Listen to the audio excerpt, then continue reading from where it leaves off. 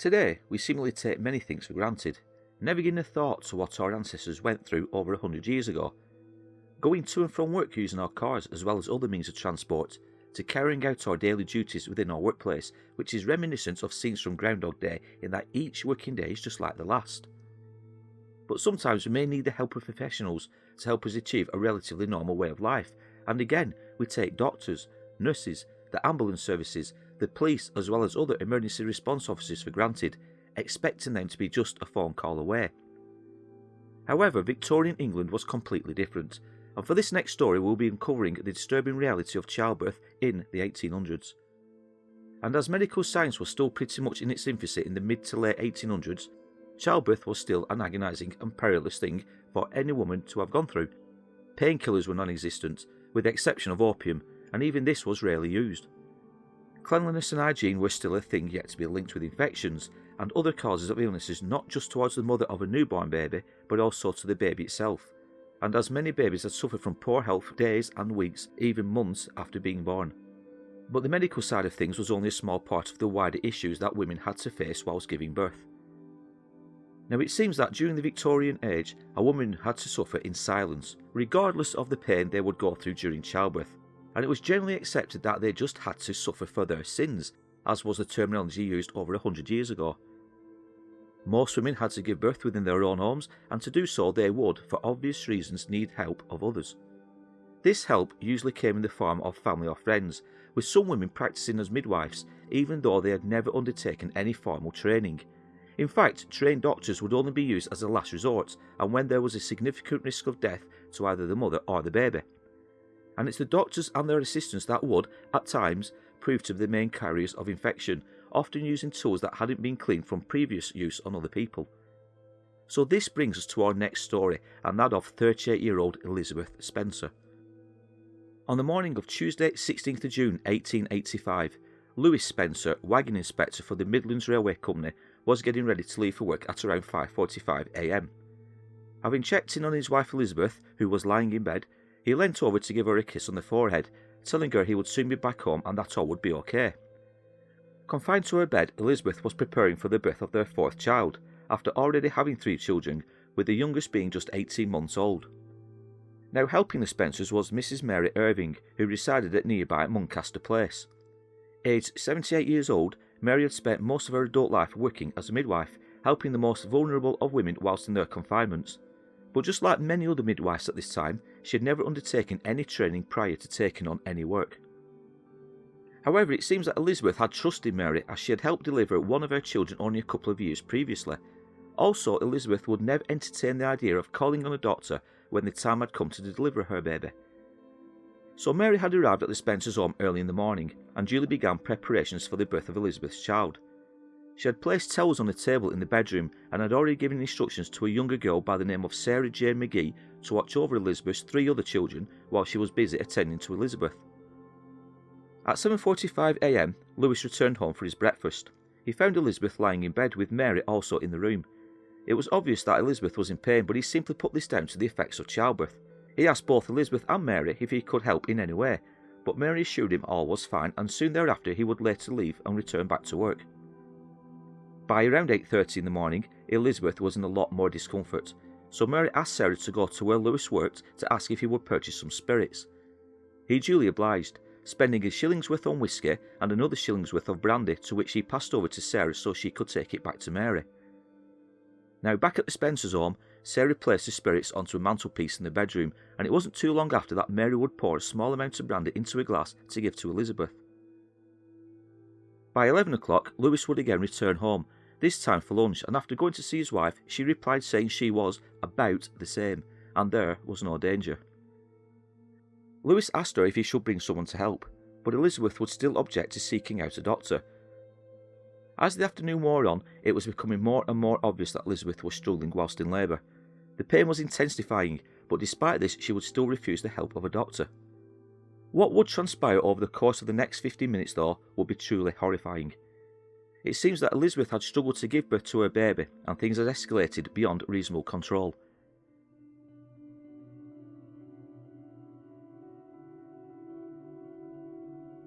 Just after 2 o'clock that afternoon, Sarah McGee was summoned into the bedroom, When she entered, she noticed Mary had both of her hands hidden underneath the bedclothes.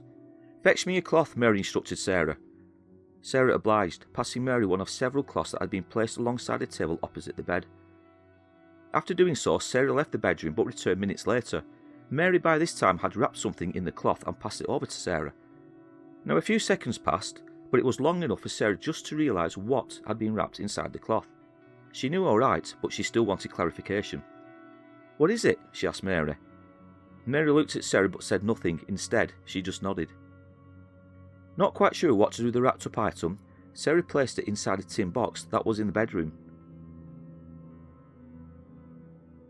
A few moments passed and Mrs. Lawson, who was another neighbour, came into the house and up to the bedroom. When she entered the room, Mary was trying to calm Elizabeth down. Sarah, who was still in shock at the scenes that were unfolding in front of her eyes, overheard Elizabeth begging with Mary. "Don't touch me. I am that sore I can bide no more," pleaded Elizabeth. "I won't let her touch you," Mrs. Lawson replied to Elizabeth. Sarah also overheard Mary saying, "I wish it was over, because we might have had a jig by now." Mrs. Lawson had been in and out of the Spencers' house throughout much of the day, seeing how Elizabeth was doing and trying to help out where she could. Her first visit was around 9 or 10 that morning, and Elizabeth seemed in a lot of pain. At around 4 o'clock, Mrs. Lawson saw Elizabeth struggling and she would plead with her to let a doctor come to see her, but Elizabeth replied yet again saying, "Doctors do me no good."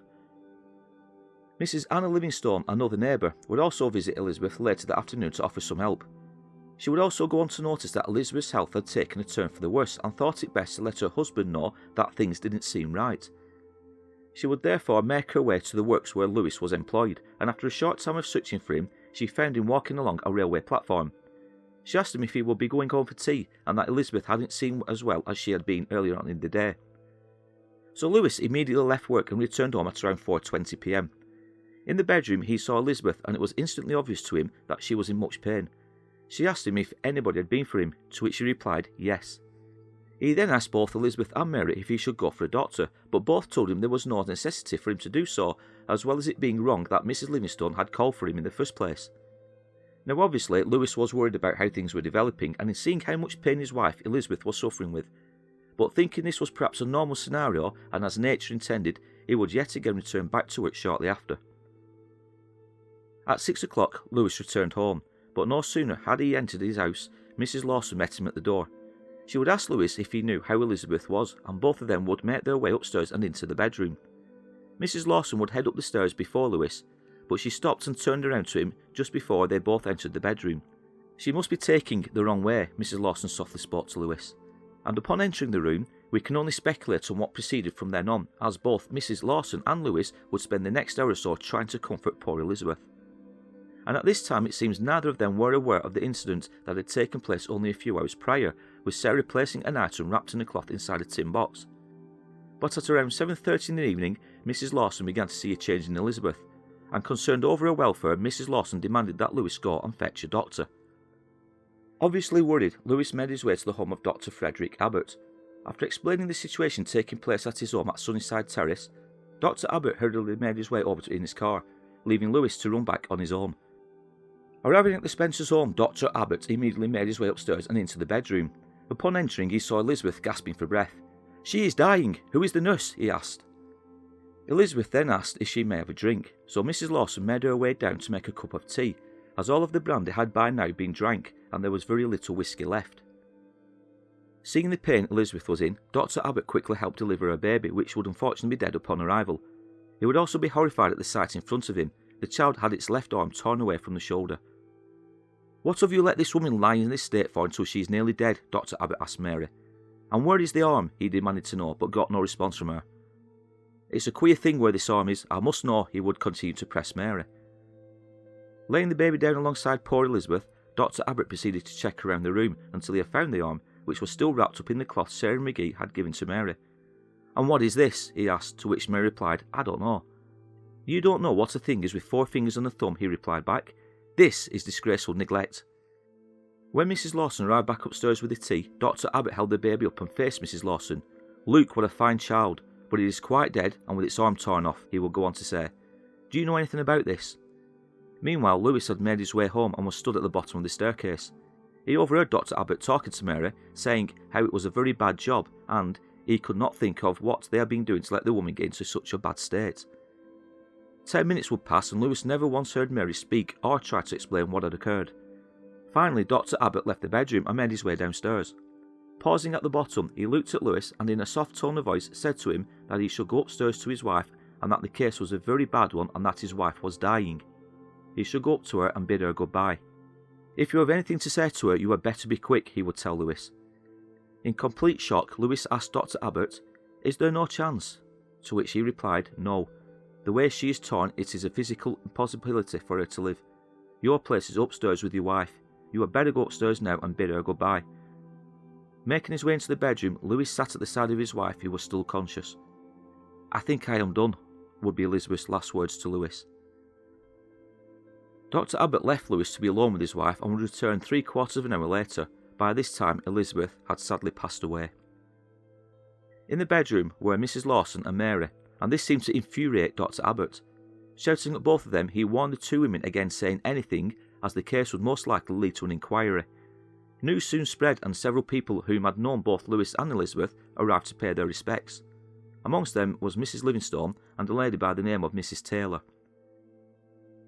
The following day, at around 12 noon, Lewis visited Dr. Abbott to sort out the paperwork for Elizabeth's death and to pick up a death certificate. Dr. Abbott was unavailable at the time, so Lewis would return at around 6 p.m. later that evening. After handing over the required documents, Dr. Abbott would tell Lewis that he would have to report the case and that she, Mrs. Irving, should be punished. But it seems that Lewis had taken this to mean that Dr. Abbott had already reported Mary Irving to the city coroner. Lewis would then proceed to call on Mr. Beryl, registrar, who would in turn issue a certificate of burial, which would see both Elizabeth and her baby both being buried on the following Thursday. 2 days later, and by Thursday 18th of June, news of the death of the Elizabeth, as well as the trauma and subsequent death of the baby, had reached the Chief Constable. Horrified at what he had heard, he managed to send a telegram to Mr. J. Hewitson Brown, the city coroner, who was over in Cockermouth, but on business. The Chief Constable also dispatched a messenger to stop the funeral from taking place, and as he arrived at the home of Lewis, the hearse had already arrived and was awaiting the loading of the coffin. Relatives and friends had by this time gathered to pay their final respects. Now it goes without saying that the funeral would not take place that day, with the hearse being sent back into town. This in turn led to more excitement in the district, resulting in more pain and anguish for Lewis and his 3 children. The city coroner instructed police surgeons Dr. Walker and Dr. Ledyard to perform a post-mortem, with Dr. Abbott being present if he chose to do so. The post-mortem of the body of Elizabeth would take place later that same afternoon, and an inquest would take place later in the evening at the Golden Fleece Inn, St. Nicholas, and would be held by Mr. Brown, the city coroner. Now the inquest wouldn't last too long, with Mr. Brown telling those who were sworn in as jury members that due to the late hour he would propose that after sufficient formal evidence of identity of the body was made, they resumed the inquest the following day at 3 o'clock in the afternoon and within the West Walls Police Office. The jury then went to view the body, and on their return Lewis would be called to confirm the identity of the body of that of his wife Elizabeth. Mr. Brown, satisfied that the identity had been made, would leave an order for the burial of Elizabeth to take place. The resumed inquest would take place the next day, Friday 19th of June, and it would be Lewis Spencer who would be first to take to the stand. He would tell the jury of what transpired on the day of his wife's death, and how he had left for work in the morning only to return throughout the day whilst on his breaks. He would also tell of how he had purchased 2 bottles of spirits and given them to Sarah McGee on the request of Mary Irving, and this would seem to raise 1 or 2 eyebrows from the city coroner, Mr. Brown.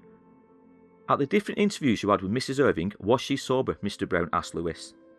According to what I could see, she was.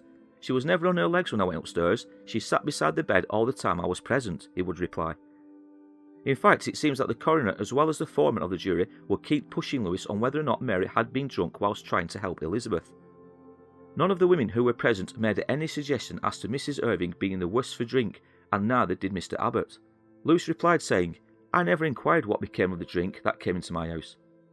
Sarah McGee would also be called before the jury, and she wept and sobbed so much whilst under examination it became almost too difficult to understand what she was saying. However, and just as they did with Lewis, they would question Sarah over the 2 bottles of spirits that she had brought back with her after going to see Lewis at his place of work.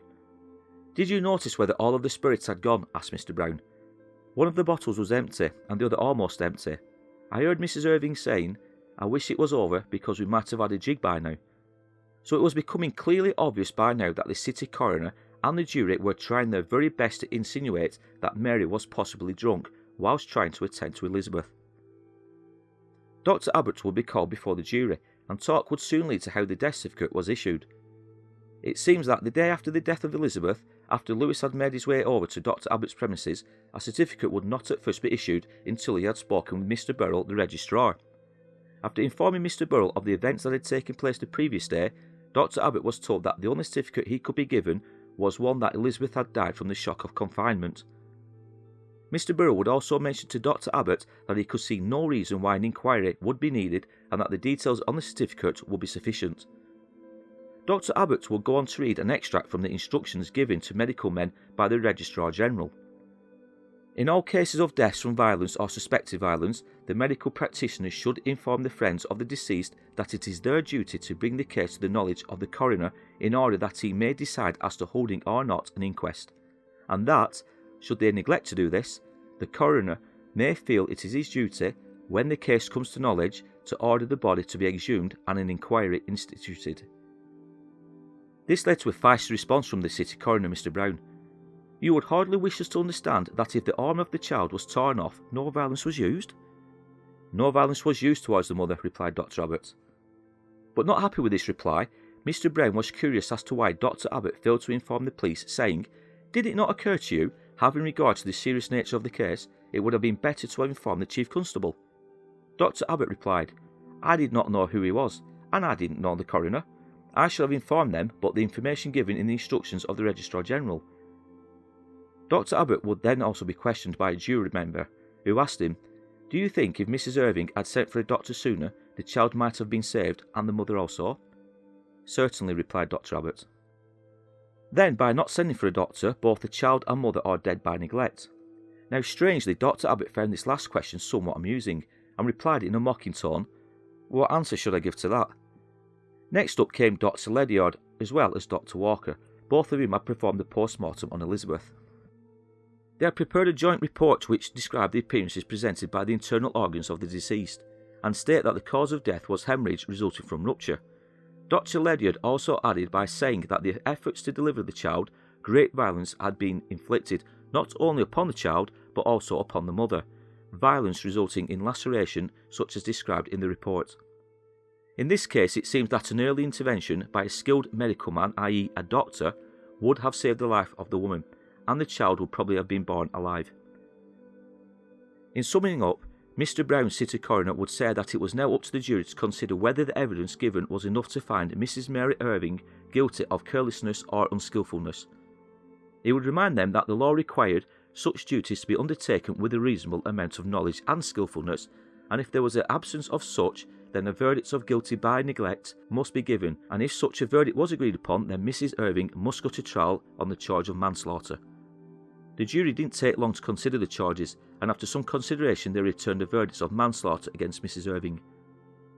The foreman of the jury also added, "The jury are also of opinion that the conduct of Mr. Abbott in giving a certificate as the cause of death without first informing the proper authorities is deserving of the severest censure." On Monday, 22nd of June, Mary would appear before the Mayor, J.R. Crichton, at the Town Hall, charged with feloniously killing Elizabeth Spencer on the 16th of June 1885. Mr. Errington for the prosecution would detail the circumstances of the case, and he would also bring into question as to if Mary was drunk or under the influence of drink when trying to deliver Elizabeth's baby. He spoke of the 2 bottles of spirits that Sarah McGee had brought back into the house with her after being sent out to fetch them by Mary, and how one of them was empty and the other nearly empty by the time Lewis Spencer arrived back home later that evening. He would tell the bench that he could satisfy them that Mary was indeed drunk, and would ask them to come to the conclusion that the injuries inflicted upon Elizabeth were occasioned by gross and criminal negligence. The bench, satisfied that a case should be brought before Mary, would commit her for trial at the Cumberland Assizes. On Thursday, the 2nd of July, the trial of Mary Irving would take place at the Cumberland Assizes, Carlisle. All of the evidence we have already discussed would be mentioned, and in closing, Mr. Shee, defending Mary, would tell the jury that age in itself is no evidence of negligence, although no doubt it may have been prudent for Mary to have perhaps given up the business she had worked in much earlier in her life.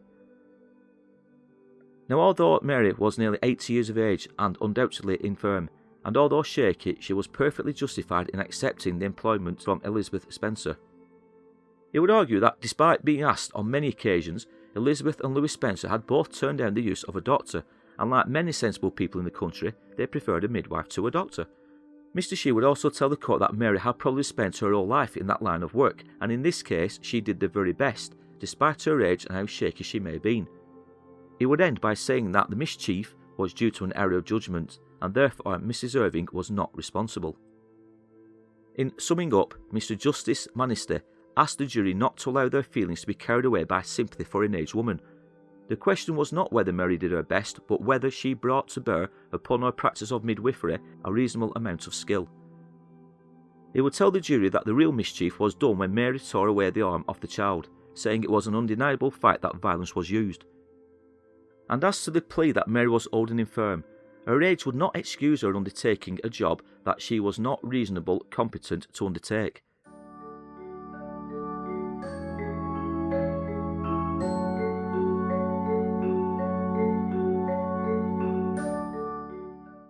The jury retired, and when they arrived back in court just after 2 o'clock, they returned a verdict of guilty. In passing sentence, Mr. Justice Manister said he believed that in finding Mary guilty, the jury had done their duty. However, he would take into account Mary's age and infirmity, as well as the fact that she had worked as a midwife for most of her life. It was a case, he said, he wished to be very lenient, and he would pass a sentence which would be almost nominal, but others must know that it was wrong to undertake a duty for which they were incompetent. The object of the sentence was therefore not so much to punish Mary, but to serve as a warning to others. Mary would therefore be sentenced to just 1 month's imprisonment without hard labour. However, this wasn't going to be the end. And less than a week after being sentenced, the Home Secretary would, after representations being made on behalf of Mary, send an order for her release, simply saying that she was unfit to suffer imprisonment.